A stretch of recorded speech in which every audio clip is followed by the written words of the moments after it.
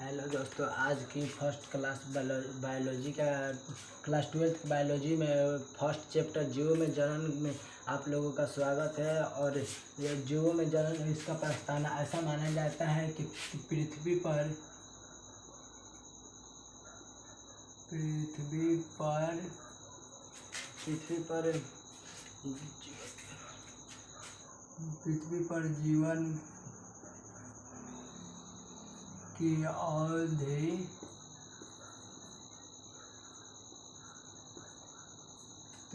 जीवन की अवधि आज से लगभग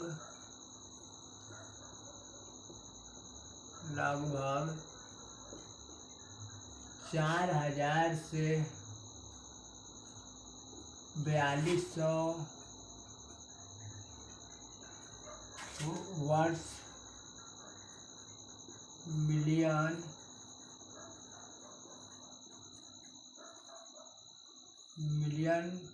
पहले हुआ था।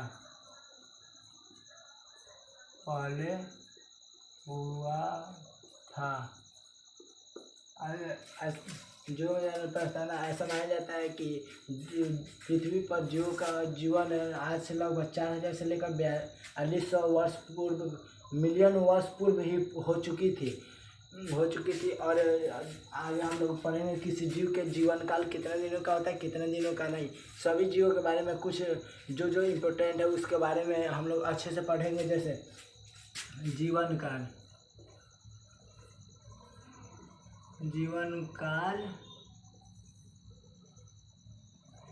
काल का मतलब भले होता है कि मान लीजिए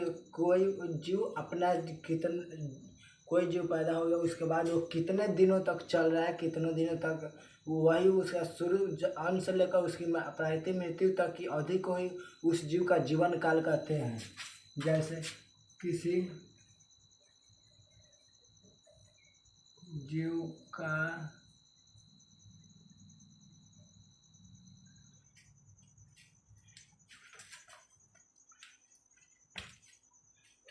के जन्म से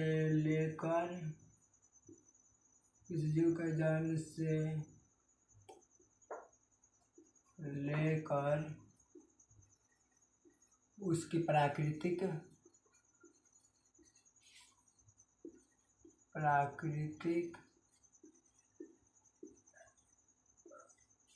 मृत्यु तक की अवधि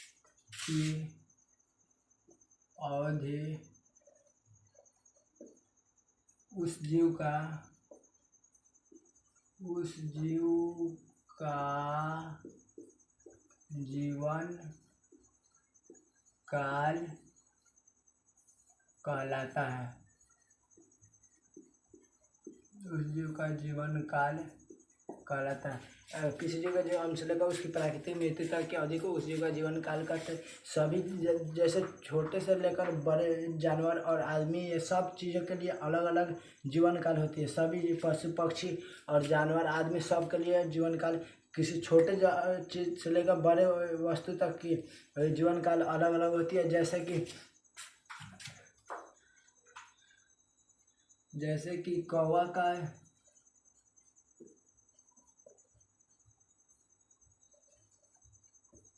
जीवन काल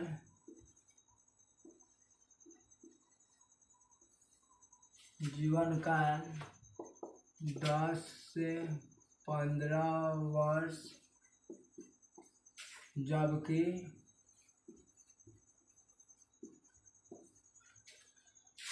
तोता का जीवन काल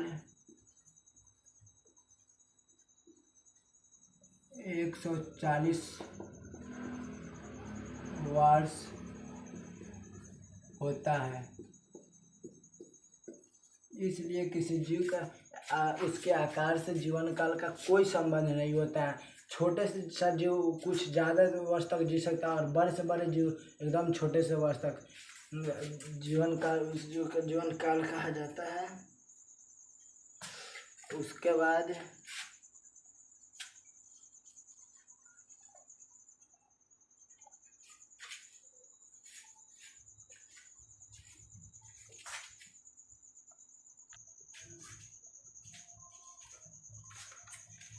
थोड़ा सा पानी पीने के लिए सब गए थे।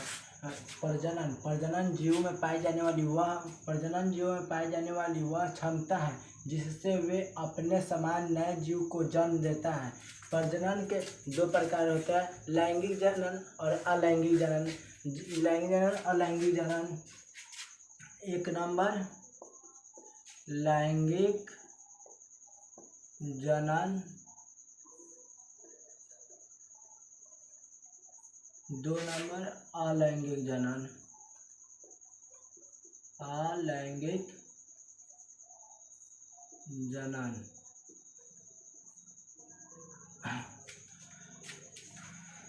Sexual reproduction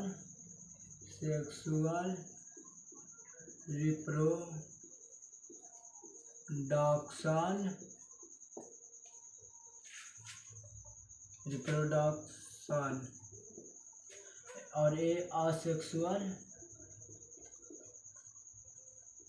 reproduction.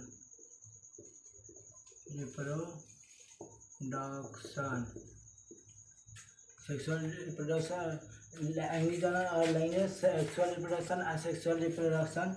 लैंगिक जनन, अब हम लोग कुछ लैंगिक जनन के बारे में, अलैंगिक जनन के बारे में कुछ बातें जान लेंगे। जैसे अलैंगिक जनन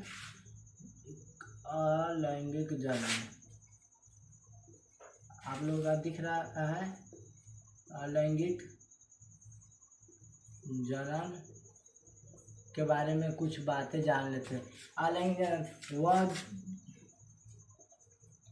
वह जनन की प्रक्रिया जिसमें केवल एक ही जीव की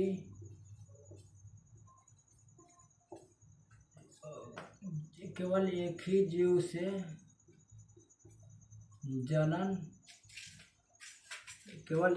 से जनन हो जाता है, वह अलैंगिक जनन कहलाता है। अलैंगिक जनन कहलाता है। जैसे उदाहरण इसका पढ़ेंगे। उदाहरण अमीबा, पैरामीशियम,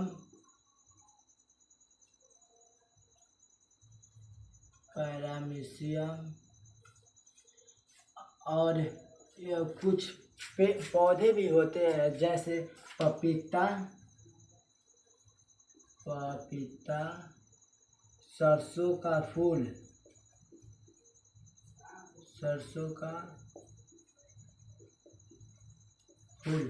ये सब अलैंगिक जनन करता है। अलैंगिक जनन करते हैं।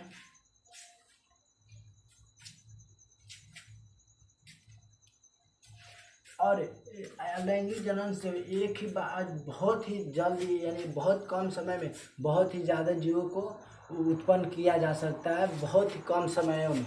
और लैंगिक जनन में किसी जीव को उत्पन्न करने के लिए उसमें बहुत ज़्यादा टाइम लग सकता है। और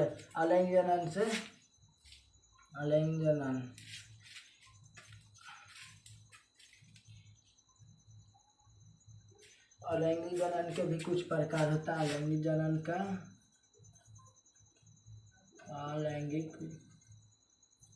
जनन के प्रकार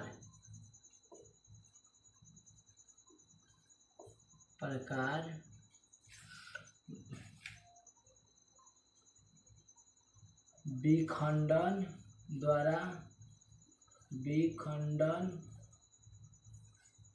मुकुलन,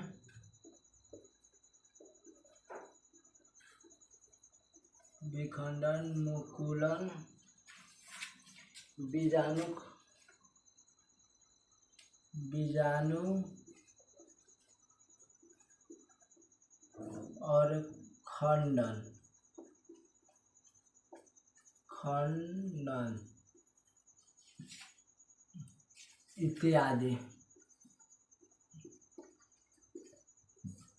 और लैंगिक जनन में दो जीव भाग लेते हैं, जैसे एक नर और दूसरा मादा। और हम लोग अधिकांश जानवर और कुछ जीव और मनुष्य सब में हमेशा लैंगिक जनन होता है। और अलैंगिक जनन कुछ अमीबा, पैरामीशियम और सरसों का फूल और कुछ पौधे में और भी छोटी छोटी चीज़ों में होती है। लैंगिक जनन से किसी जीव के जन्म होने में कुछ ज़्यादा समय लगता है, और अलैंगिक जनन में बहुत ही कम समय में बहुत ही ज़्यादा जीव को उत्पन्न किया जा सकता है। लैंगिक जनन में नर और मादा की जरूरत पड़ती है।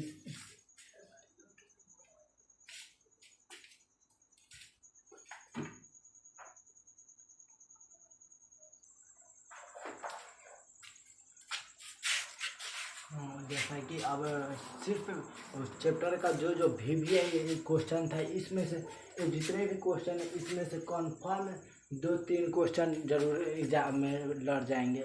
सब इस VBI जो स्टार देकर बनाया गया है वो बहुत ही VBI क्वेश्चन है। और हम लोग का एग्ज़ाम का सिर्फ 5 मंथ है, इसलिए हम लोग जो VBI जो बार बार प्रीवियस ईयर क्वेश्चन होता है उसी को देखेंगे, ताकि एग्जाम में हम लोगों का सभी सवाल अच्छे से बन सके। जैसे किसी जीव के जन्म से उसकी मृत्यु तक की अवधि उसका जीवन काल का रहता है। जीवन काल को अंडरलाइन कर लेंगे, आप लोग भी कर लेना। अपने ही समान जीव उत्पादन क्लोन कराता है। अगर कोई चीज़ अपने ही समान जीव को उत्पादन कर दे रहा है, और अक्सर ये अलैंगिक जनन से होता है, एकदम अपने समान हो जाता है, तो उसको क्लोन कहा जाता है। और इस क्लोन को अंडरलाइन हम लोग कर लेंगे। आलू में तनों द्वारा अलैंगिक जनन होता है।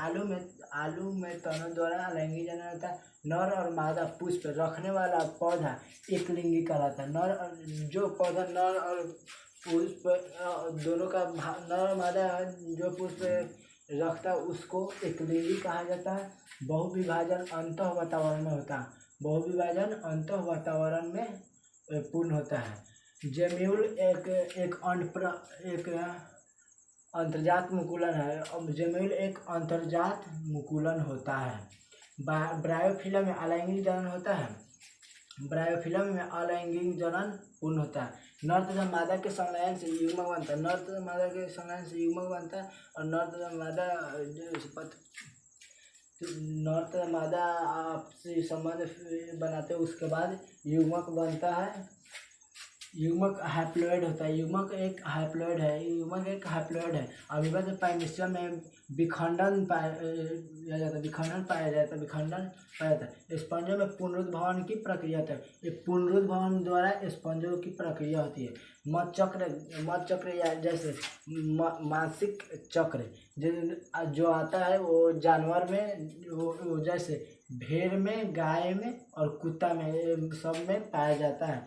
अगुणित भाग पराग होता है। शल्ककंद का उदाहरण है प्याज एक शल्ककंद होता है। पपीता उभयलिंगी पादप नहीं है। जैसे कि हम लोग जो भी VBI क्वेश्चन था उसको हम कर लिए हैं। और हम लोग सिर्फ अभी इसलिए कि 5 सितंबर चल रहा है, जितना जल्दी हो सके सिर्फ VBI चैप्टर पढ़कर ही अच्छे नंबरों को पूरा कर सकते हैं। और उस समय हम एक वीडियो डाले थे जो इस पर फ्रेश बोर्ड पर नहीं दिखाया जा रहा था। उस पर जैसे कि 1 से 4 तक ज़्यादा से ज़्यादा अगर आएगा क्वेश्चन तो 8 मार्क्स तक। 8 मार्क्स बायोलॉजी 12th बायोलॉजी और 5 से 7 तक 18 मार्क्स।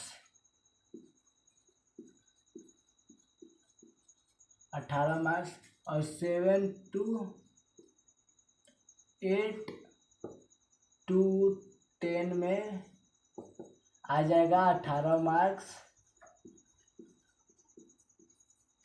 और 11 to 12 से 18 मार्क्स का क्वेश्चन हर एक साल लगभग पूछे जाते हैं। जो भी बच्चा अगर इस तीनों पर जो होता है 5 से 7, 8 से 10 और 11 से 12 पर अच्छे से कमांड बना लेगा, उसका तो बहुत ही अच्छा वो अपने एग्ज़ाम में कर लेगा। और जो होता है 12 से 15, इसमें से एकदम थोड़ा सा 6 से 8 मार्क्स तक ही पूछा जाता है।